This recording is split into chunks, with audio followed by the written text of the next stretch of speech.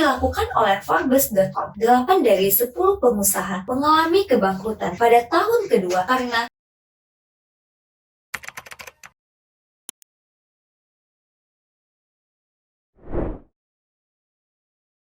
Bismillahirrahmanirrahim. Perkenalkan, nama saya Nurul Aida. Teman-teman, sebelumnya kita telah belajar tentang bagaimana kisah seorang pengusaha muslim Abdurrahman bin Auf dalam menjalankan bisnisnya. Selanjutnya kita juga telah belajar dan praktek ilmu WhatsApp marketing. Kali ini kita akan belajar tentang ilmu keuangan dalam berbisnis. Dalam berbisnis tentunya kita tidak luput dari yang namanya uang. Uang harus diatur, harus dikelola dengan baik. Sebagai seorang pembisnis, kita sangat memerlukan yang namanya pengelolaan keuangan. Apabila kita mampu mengelola keuangan bisnis dengan baik, tentu bisnis yang kita jalani akan mudah untuk berkembang pesat. Namun, apabila kita tidak mampu mengelola keuangan bisnis dengan baik, bisnis yang kita jalani akan sulit untuk berkembang, bahkan dapat bangkrut. Menurut studi yang dilakukan oleh Forbes.com, 8 dari 10 pengusaha mengalami kebangkrutan pada tahun kedua karena kurangnya memahami ilmu dalam mengelola keuangan bisnis. Keuangan sering sekali diartikan sebagai bahan bakar agar bisnis dapat beroperasi. Ada banyak kesalahan yang dilakukan oleh pembisnis dalam mengelola keuangannya. Salah satunya, tidak adanya pemisah antara rekening keuangan pribadi dan juga rekening keuangan bisnis. Padahal, rekening keuangan pribadi dan rekening keuangan bisnis harus dipisahkan. Meskipun nih, kita sebagai ownernya, kita sebagai pemilik bisnis tersebut, kita juga harus memisahkan antara uang bisnis dan juga uang pribadi. Walaupun uang bisnis tetap uang kita, di dalam berbisnis, hal itu harus dipisahkan. Jika kita tidak memisah antara keuangan bisnis dan juga keuangan pribadi, keuangan bisnis akan berantakan. Kita akan sulit untuk mengetahui berapa laba yang kita dapati dalam berbisnis. Kita tidak pernah tahu berapa jumlah uang yang kita miliki. Risiko yang lebih fatal dapat mengakibatkan kebangkrutan. Lalu, bagaimana cara kita untuk mencegahnya? Yang pertama, buatlah rekening khusus untuk bisnis yang kita jalani.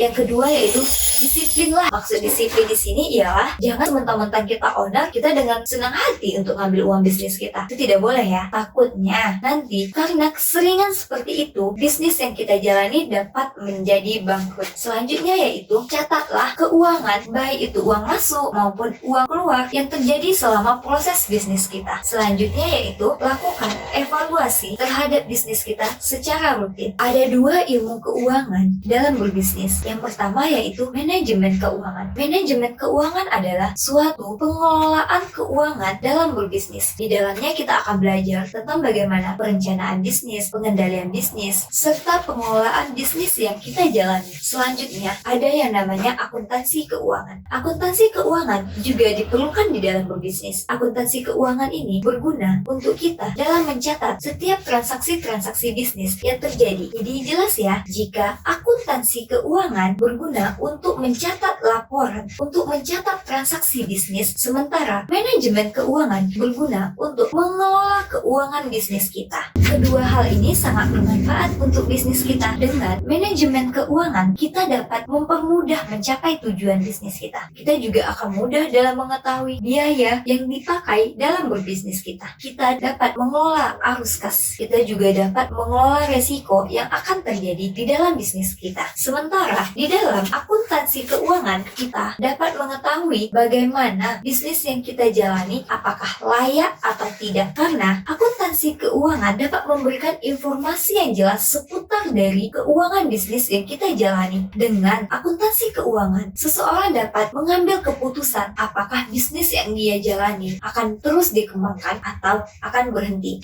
Dan juga dengan akuntansi keuangan, seorang pembisnis dapat mengetahui tindakan apa yang harus ia lakukan bagi kelangsungan bisnisnya. Sering sekali kita mendengar bahwa akuntansi keuangan hanya digunakan oleh pengusaha-pengusaha yang telah besar, perusahaan-perusahaan yang telah besar. Padahal akuntansi keuangan tidak hanya bagi perusahaan besar, perusahaan kecil atau perusahaan yang baru merintis sekalipun juga perlu melakukan akuntansi keuangan. Sebagai bentuk dukungan pemerintah, pada tahun 2018 dikeluarkanlah standar akuntansi keuangan yang berguna bagi entitas mikro, kecil dan menengah. Di dalam standar ini, para pengusaha-pengusaha menengah akan mudah untuk menyusun laporan keuangannya. Sehingga dengan tersusunnya laporan keuangan yang baik, pengusaha akan lebih mudah untuk mengetahui bagaimana kinerja dari usaha yang ia jalani. Baik teman-teman, tadi itu adalah sekilas ilmu tentang keuangan dalam berbisnis. Untuk pembelajaran lebih lanjutnya akan kita bahas di Zoom pada Sabtu malam.